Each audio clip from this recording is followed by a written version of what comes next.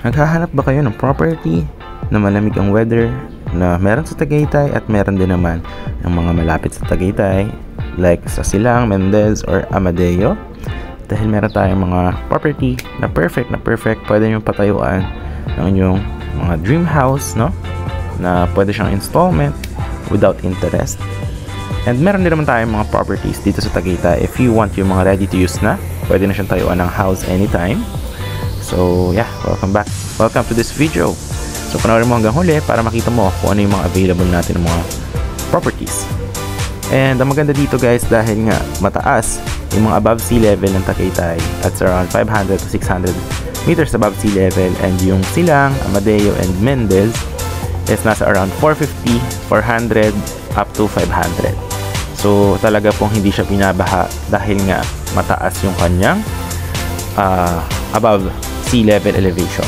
So that's one thing, and the weather is also the same. Hello guys, welcome back to my channel, and for today's video, nandito po tayo sa Silang, Cavite, and we are just around 8 to 10 minutes away from Tagaytay City. So what we have here is we have a very affordable po na property, no? And ayun lang po mismo yung daan going to Barangay Road. Ayan. So ipapakita ko at the end of this video yung video niya na nagmo-motor tayo from the highway, Aguinaldo Highway, going to this property. Ayan. Tapos ipapakita rin natin drone shot nito. Ayan. So papakita ko yung dito, ikutan natin yung property natin. And as of now, it's around 4:30 PM. And the presko po ang weather dito, actually same Tagaytay vibes. Ayan. Makikita nyo dyan, may pinyahan dyan. Ayan. So dito gagawin yung guardhouse natin, and then dito will be perimeter fences. Ayan. So ikutan natin guys para makita nyo rin yung property.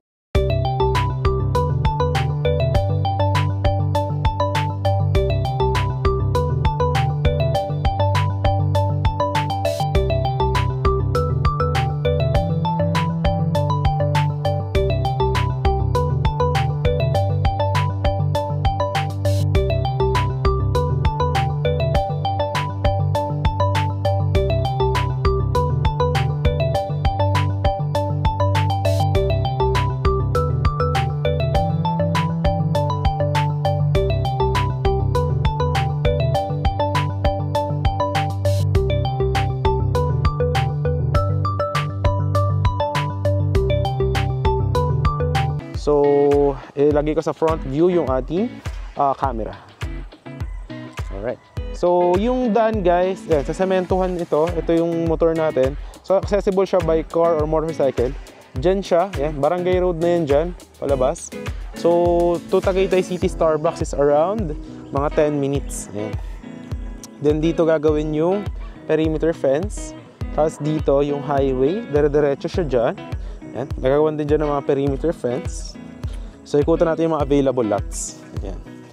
Ito ko rin dito sa video yung magiging sample na itsura ng ating property after ma-develop. Yan. So kita nyo dito, malamig dito guys. Ewan ko lang kung ramdam, pero malamig ang simoy ng hangin dito.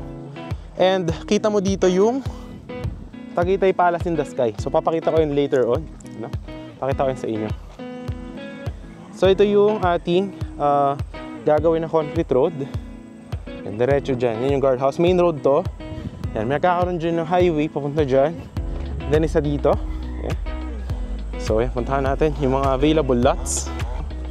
Malamig guys. Yan, mahangin. Ewan ko, kurinig tayo sa mic natin. Pero napakahangin dito.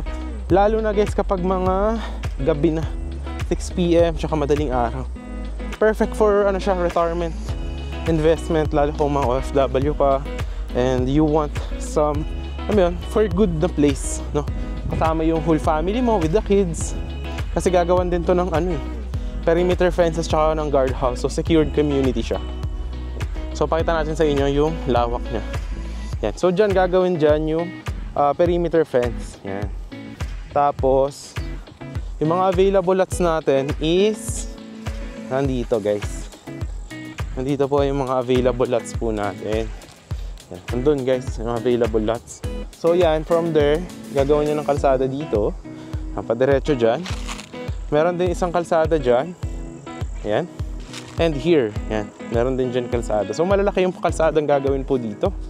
So So ano ba muna yung magiging itsura na sample nitong property natin after itong ganitong itsura. So nakita nyo kasi rito right now is lupa pa lang siya. So ano yung magiging itsura niya after development?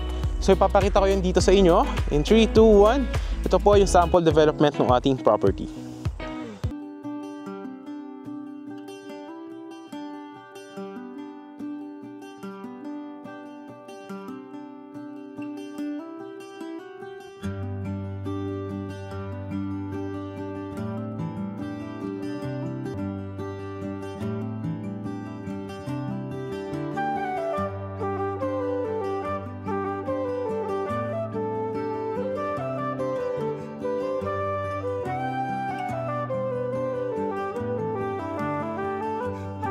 Yung sample ng mga development ng ating property.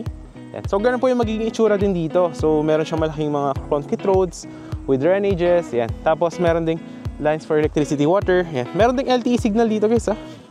So yan. So perfect siya for retirement. Ayan. So yan, pinuputol yung ibang puno dyan. Yan.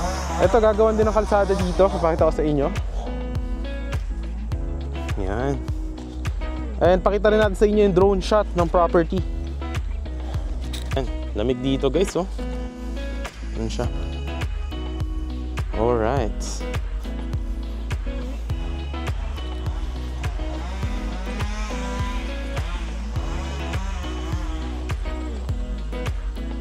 So yun guys, yung palace in the sky. Ito yung sinasabi ko sa inyo. Yan. So di ba yun yung kalsada papunta doon? Yan, gagawan din ng kalsada dyan at saka dito. Yan. May mga available lots tayo doon. Mga 150 square meter doon. Yan. So, yung palace in the sky, ayun, kita mo yan dito. Ayun, kita nyo ba? Ayun, oh. So, yan. Tagaytay na talaga. Lamig dito, guys. Ayun, natin nyo yung hangin, oh. Ayun, oh. Mga puno. Ayun. So, malamig po yung temperature dito. At saka yung wind niya, yung buga ng hangin. Ayun, oh. Ayun yung palace in the sky. Ayan. So, napakaganda dito, guys, kung hanap nyo talaga. Maganda mag-invest dito if hanap nyo yung retirement lot. Yung pang malamig ba? Away from the city. Pero malapit ka lang sa Tagaytay tsaka sa expressway, sa Cavitex, sa tawag nito? Calax. Ayan. So nakakaputi yung weather dito. Charot. Pero maganda, no joke, honest po yan. Maganda po yung ano dito, weather vibes. Ayan. So yung dyan, gagawin din ng perimeter fence dyan para enclose. Ayan, makikita nyo dyan, ayan na yung linya ng kuryente. Ayan yung sa signal ng LTE, ayan yung sa Meralco. Aguinaldo Highway na yan eh. So napakalapit lang po natin sa highway. Ayan. Alright. So yan, may available lots din doon, no? 150 square meter. Ayan. So ikot pa tayo para makita nyo pa. So yun guys, nakita nyo naman yung sample na magiging itsura na itong project after the construction. So ganun din yung magiging itsura dito. Ayan. So gated community siya with amenities yan. May mga perimeter fence, may mga multi-purpose hall, parks and playground. Yan. So ano siya, simple lang po siya. Tapos any house design upon full development. Tapos yun, may available din doon mga 150 square meter. Yan. Pero konti na lang remaining na to. Yan. Tapos ikot tayo siguro doon sa may iba pang available. So yun guys, tapos na po yung ating property tour for today. Hope na nagustuhan nyo po. Ayan. So dito siya guys, yung mga available lots natin na iba. Ayan. So limited lots na lang po ang remaining. Around 7 or 8 lots na lang po siya. So yan, affordable po yan. So dyan po yung mga yan, kakatabi. So i-clear out din po yan, no? Parang ganyan gagawin, ganyan din siya. Ayan. Tapos yan, lalagyan siya ng mga drainages, concrete roads, and parks and playground, multi-purpose hall, basketball court. So yun lang naman guys. Hope na nagustuhan nyo yung video for today. If you do like that and interested po kayo, message nyo lang ako on my Viber or WhatsApp. Ayan. So dito po yan at Silang Cavite, around 8 to 10 minutes to Tagaytay City. Ayan. So maraming salamat sa panonood guys. Please subscribe our channel para updated ka sa mga next upcoming videos po natin. And papakita ko kayo dito sa huli yung video nung from the highway going to this property. So yun, panoorin nyo yun guys. And napanood nyo rin naman yung drone shot and magiging itsura nito. So ngayon kasi is ganito pa lang siya. So i-develop na yan soon. Ayan.